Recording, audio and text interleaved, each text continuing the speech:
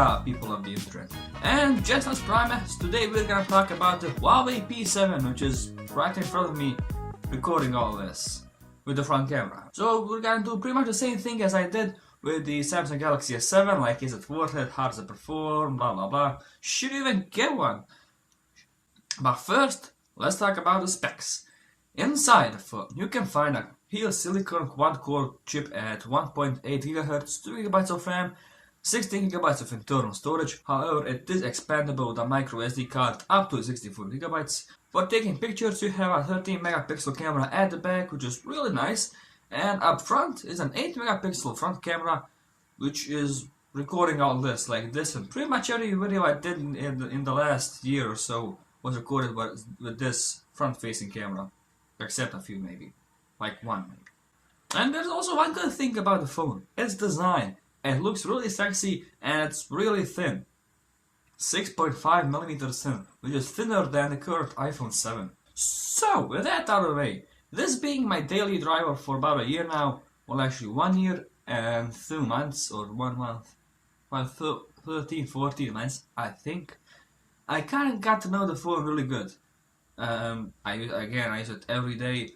Before this phone I had a Lumia 535, then for a very short period of time I had a LG Elfino, which is a crap phone by the way. It kinda bricked itself. So I'm gonna talk about this phone, how does it perform, and some bugs that it has. Straight up, when compared to the S5 simply demolishes this phone. And here's why. Up front is a 5-inch screen, which is full HD. And when you turn on the phone for the first time, it is of course set to display full HD. But when using the full HD mode, the phone kinda feels sluggish, it slows down, it stutters, it tends to drop frames, especially when playing some games. It can slow down quite a lot, and even if you're using it a bit too much, so by YouTube, Instagram, Facebook, it does get a bit warm and it does slow down when in full HD mode, which I find quite sad. I mean, the screen is really nice, but if you go to the settings, you can switch to 720p mode, which brings down the resolution to 720p, and which significantly boosts its performance and battery life by about 20-30%. And speaking of battery life, in full HD mode you can kinda get through a whole day if you're not pushing it that hard. However, in 720p mode you can get through a whole day without any major issues, and even after some gaming the battery life is okay for 1 day. There is one more complaint I have about this phone. See, this phone is running Android 5.1 with Huawei's Emotion UI 3.1 on top of it. And I don't really like it. It kind of ruins the whole Android experience. I don't really like the icons, I don't like the UI, I don't really like it. So because of that I loaded up Google Now Launcher, and there are a lot of skins available for this phone. One of them being an Android M skin, which I talked about in a video, which you can click here, or here, somewhere here to check out if you like. Sadly, some Android functions sometimes don't really work that well because of Huawei's interference, and that kind of grinds my gears a lot. With that out of the way, there are some really good things about the phone. For example, its cameras. The back camera is, it's really good. It takes real good pictures, good videos, and especially the front camera. I mean, this is being recorded with the front camera. Other good things about the phone is, as previously mentioned, its design. I mean, I really love the looks of the phone. It is really thin and slippery, and I kinda dropped it once about a month ago, and yeah, that happened. Like for a whole year I drop it once and it falls apart.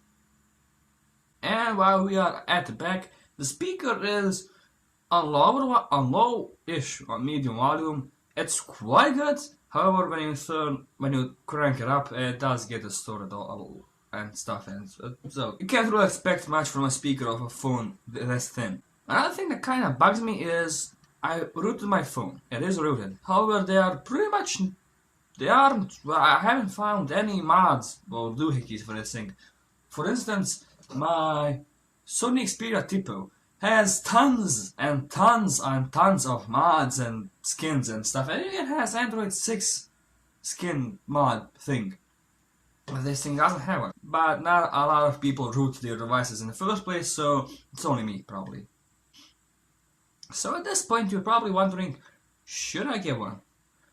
Well, if you find one at a decent price, what the hell? You can't really go that wrong. If you can, I mean, where I live, the S5 and P7 are not really priced the same. The S5 is more expensive, but it does outperform the P7 in pretty much everything. The cameras, battery life, screen, everything, performance, everything. First thing I want to mention is make sure to update the OS to Android 5.1. On stock, the phone runs Android 4.4.4, which is okay, but since I have upgraded to 5.1, the phone is kind of feels much faster and it doesn't thermal throttle that much as it used to. Yeah, if you have a P7, definitely be sure to upgrade it to 5.1. I did 2 videos about it, which you can click somewhere here to check it out. So to answer the question, should you get a phone like this? If you don't have any other choice, then yeah, you can get a P7. However, if you have a bit more money, then consider some other phones. Up to you which one you'd like. It's up to you. And I think that's it. I don't know what else to say. Well, this video was not scripted. Well, it was a bit how I just made it up as I go. So yeah, so tell me in the comments below, do you have a P7 and are you happy with it? And yeah, so thank you guys so much for watching. Do make sure to like and subscribe and follow me on Twitter, for Pete's sake. No one follows me on Twitter now. So yeah, do all that fun stuff. Thank you so much for watching. Do make sure to like and subscribe, and I'll be seeing ya. Peace.